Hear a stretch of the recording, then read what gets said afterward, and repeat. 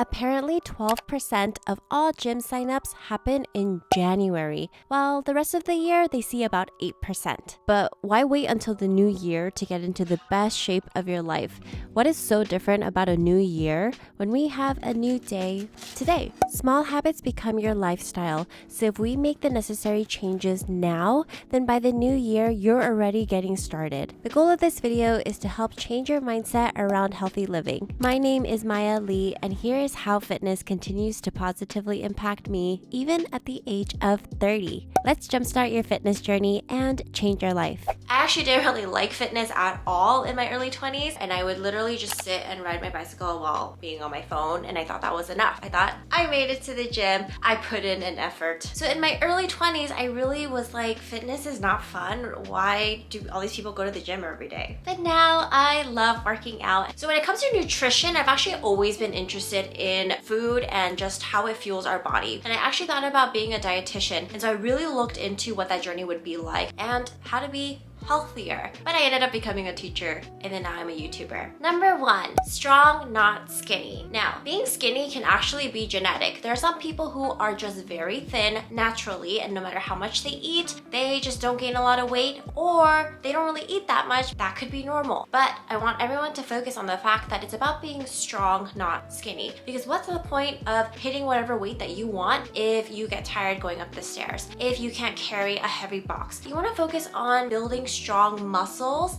because that's really going to help you long term, especially when we're old and frail already. When you're old and frail, you're not going to worry about how much you weigh. You're going to wish you had the strength to do what you need to do. If you notice some parts of your body is weak, then you need to focus on that area. For example, in my early 20s, didn't even stretch after my runs, and my knees started hurting a lot. So it wasn't until I started strengthening the areas surrounding my knees that I didn't even have knee pain anymore. That means strengthening my hamstrings, my quads, my calves, literally my entire leg area to support my poor little knees. It is way better than it was before because I have now built muscle and strengthened the muscles surrounding my knees. That's an example of working on an area that is weak to really help my body be strong. Number 2, eating enough protein. So adding protein into my diet. Even if you are vegan, there are so many vegan proteins out there. Drinking smoothies with protein in it, eating lots of vegetables, broccoli, tofu. They all have protein, and making sure that it is fueling our body. Too much protein and it'll make you too. Number 3, I've talked about this on my other videos, but taking care of my gut health has been so life-changing for me. So your gut health requires good bacteria to fight the bad bacteria. So that means I am drinking prebiotics and probiotics. You can buy probiotics that have prebiotics in it, so it's going to kind of help your body absorb the probiotics. Even eating a lot of fermented vegetables such as kimchi or sauerkraut or things like that, anything that is fermented and creates some type of bacteria is going to help our body and our digestive system. And I go at the same time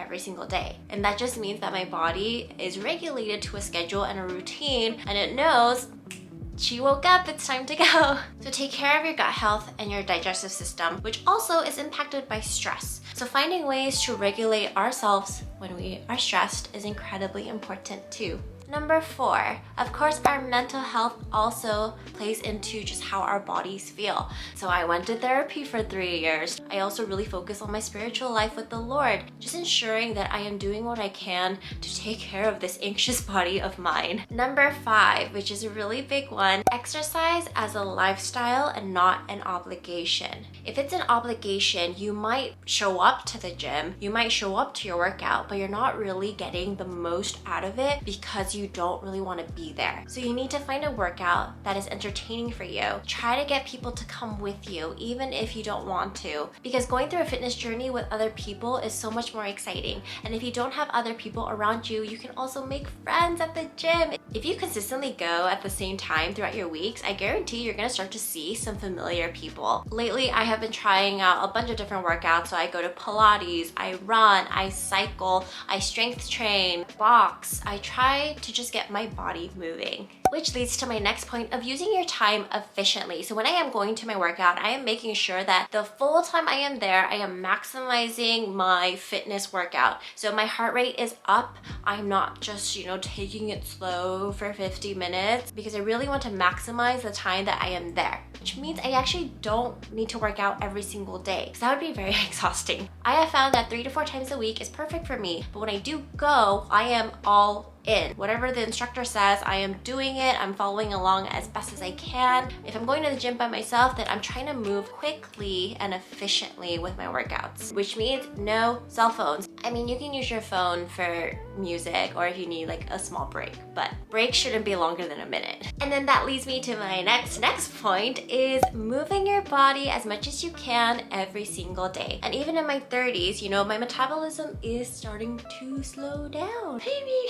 If I can walk to the store, if I can walk a little further to my car, it actually makes such a difference. And when I was in Korea and when I was in New York, I ate 5 times a day because there's just so much food to be consumed. But I walked so much that I didn't gain any weight. While in SoCal in LA, we don't really walk that much. So even if that means I hop on a treadmill and I just start walking a little bit to get my steps in, it really does make a difference. There's this new TikTok trend where it's the 12-33 workout. So 12% incline for 30 minutes at a 3 mile per hour pace, which is a walking pace. It's actually really hard. So if you want to start off at like maybe half of that, 6% incline and walk for 30 minutes, that's fine. Pop in a podcast, some good music or a new album and just walk. On days where I don't feel like sprinting my heart out or running miles, I remind myself that walking is just as efficient and is a good workout too. So I have been doing a couple of workouts here and there that require walking, but I have been trying to walk 30 minutes at a time. If you want to keep your speed at a 3 mile per hour pace the entire 30 minutes, that's fine, but you want to increase the incline to make it harder on yourself. Incline is basically like walking through hills. One treadmill workout I decided to do was to raise the incline every 3 minutes for 30 minutes. So that means you are raising it 10 times. So by the end of it, you should be at 10%. I've also learned a lot about my food intolerances because I have been more mindful of, after I eat this, I actually don't really feel that great. So I have found that when I eat cheese or ice cream or fried food, my skin actually does break out. I get new pimples, even at the age of 30, because my body is not a fan, clearly creating a hormone imbalance that's causing my breakouts. So I try really hard not to eat it too often, but fried food is good. Another thing I have found that causes me to break out and to feel really bloated is sugar. Now, sugar can also come from bread and gluten because as it's digested into our bodies, it turns into sugar. That's a very generalization of what's happening, but basically it does spike your insulin. This is not for everyone, but for me personally, I have found that if I eat too much bread, I feel very, very bloated and I can't have too much of it. So I usually opt for rice. I also love noodles, which is made out of flour too. But it's okay, because everything in moderation. There are some days where I decide to indulge or to just have whatever I'm craving, whether that is ramen or something that I don't typically eat every day. But I have learned that rather than restricting myself, it's better to just allow myself to have it in smaller doses. But after every meal, I always take time to reflect and think, how do I physically feel after eating that meal? It's not about guilt or shaming myself. It's about physically, do I feel more energized or do I feel more tired? Do I feel like I can go run and move around or do I feel like I need to go take a nap? Do I feel really bloated and like I'm retaining a lot of water or do I feel light? Those are all things that I like to reflect on. I also don't like to drink my calories because usually it's filled with a lot of sugar. So you can have a drink, just try not to drink things with a lot of sugar in it and be weary of the ones that say 0 calories or 0 sugar and then it's sweet. Because just look at the nutrition facts and see, what is it sweetened with? If you can't pronounce it, maybe don't eat it. Also be mindful of the amount of sodium that you are consuming because that can cause a lot of water retention and bloating. So that's why a lot of Koreans say like, oh, my face is puffy after I eat ramen because it's just a lot of sodium. And usually when we eat out, they add a lot of sodium and a bunch of other stuff. I try to have something green with every single meal that I have. If I'm having salmon, then I need to have broccoli or green beans. If I am having noodles, then I need to add some bok choy. Trying to fill my diet with more vegetables somehow, some way is a really healthy balance to have, because then you're also getting enough fiber, which is so important for our bodies as well. So those are the little habits that I have learned the past 10 years of my life of trying to get into the best shape possible.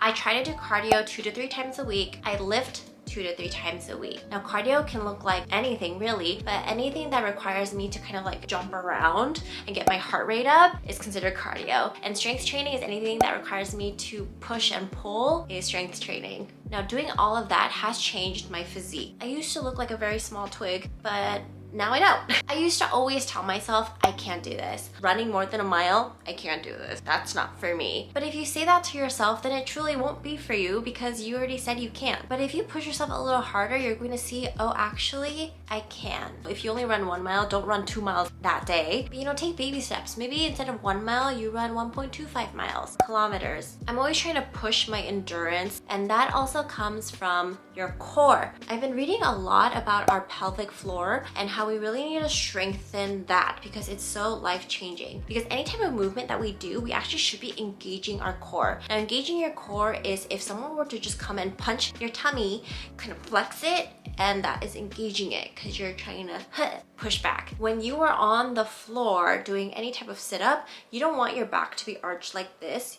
You want to tuck it so that it can be as flat as possible to the ground. But imagine if someone were to punch you, you would kind of hunch forward and tuck it towards the floor. So all floor movements should be done with your tummy tucked and fully pressed down on the ground to protect your back. So those are little tips that I've learned from working out. So I hope this motivates you to get into the best shape possible, but get into your best shape, not someone else's best shape or someone else's body or standards, because you are uniquely and wonderfully made and there's only one of you. Your genes are one of a kind, and so you need to work with what you have and work with your body. If you like what you see, please like and subscribe, and I'll see you later. Bye!